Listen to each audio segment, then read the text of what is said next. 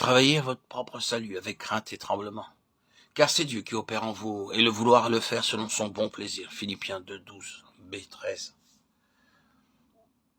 Le verset 21 du chapitre 1er des Philippiens parle de l'expérience personnelle de Paul. Ces deux versets du chapitre 2 montrent ce que tout chrétien peut expérimenter. Travaillez votre propre salut avec crainte et tremblement. Beaucoup qui lisent ces paroles s'imaginent qu'ils doivent travailler à leur propre salut.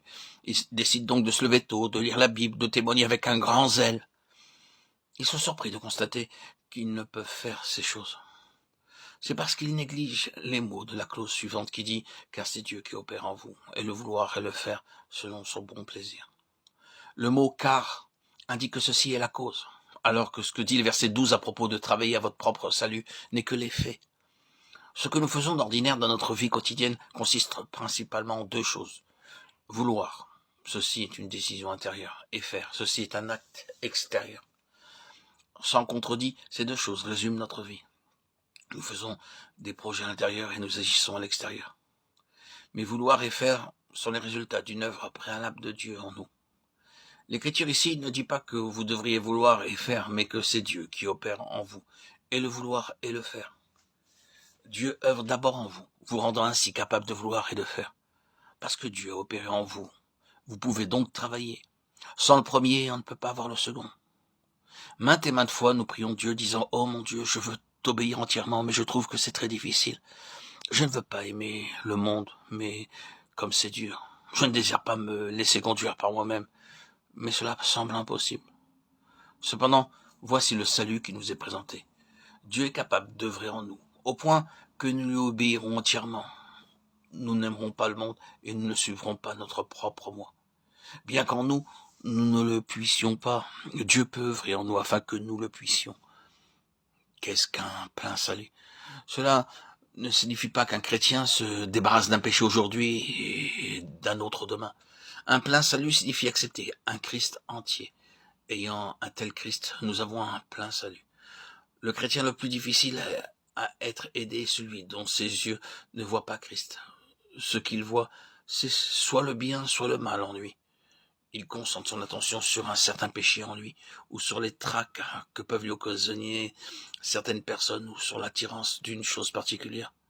À cause de cela, il se lamente, et pense à la manière de vaincre. Ceci est une grande erreur, car Dieu ne nous a pas appelés à surmonter une chose après l'autre, ni à accomplir une bonne action après l'autre. Il nous demande à la place d'accepter un Christ entier. Par exemple, un enfant aime les fruits aujourd'hui, il voudrait manger des poires. Alors, il va chez le marchand de fruits en acheter. Demain, il désire manger une poire ou une pêche. Il va de nouveau en acheter plus tard. Il découvre que son père est le propriétaire du verger et qu'il lui donne ce verger. Après cela, vu que tous ces fruits lui appartiennent maintenant, toute la situation a changé. D'une manière semblable, nous chrétiens, nous pensons faire une chose aujourd'hui et une autre demain. Aujourd'hui, nous avons besoin de patience, demain d'amour. Nous sommes comme cet enfant qui achète des poires aujourd'hui, des pommes ou des pêches demain. Pourtant, Dieu nous invite à accepter un Christ entier. Ainsi, tout le verger spirituel de Dieu nous appartient, même un Christ entier. Mais en achetant au détail, nous devons aller en acheter chaque fois que nous en avons besoin. Je ne dis pas ici que vous et moi n'ayons pas besoin de patience ou d'amour. Nous devons certainement manifester ces vertus. Mais combien il est impossible de faire une chose après l'autre, car si vous essayez et continuez à essayer, vous vous rendrez compte, alors que les jours passent, que vous êtes en train d'aimer plus le monde, de devenir plus orgueilleux et de suivre de plus en plus votre propre volonté. Vous devriez savoir que tout le verger est à vous. Dieu veut que vous participiez au seul but qui est de posséder un Christ entier. Christ en vous et en moi nous rendra capables de vouloir et de travailler pour le bon plaisir de Dieu. Peut-être avez-vous déjà entendu la vérité de Christ vivant, sa vie en nous, mais je voudrais vous demander si vous possédez cette vérité en expérience. Bien souvent nous savons, mais quoi que nous essayions, nous échouons toujours. Or, c'est par lui que vous êtes en Jésus-Christ, qui, par la volonté de Dieu, a été fait pour nous sagesse, justice, sanctification et rédemption. 1 Corinthiens 1:30. Si nous lisons ce verset lentement et avec plus d'attention, nous verrons facilement qu'au moment où nous sommes sauvés, Dieu fait de Christ notre justice personnelle et notre sanctification personnelle. La réponse est Christ. Qu'est-ce la victoire? C'est Christ.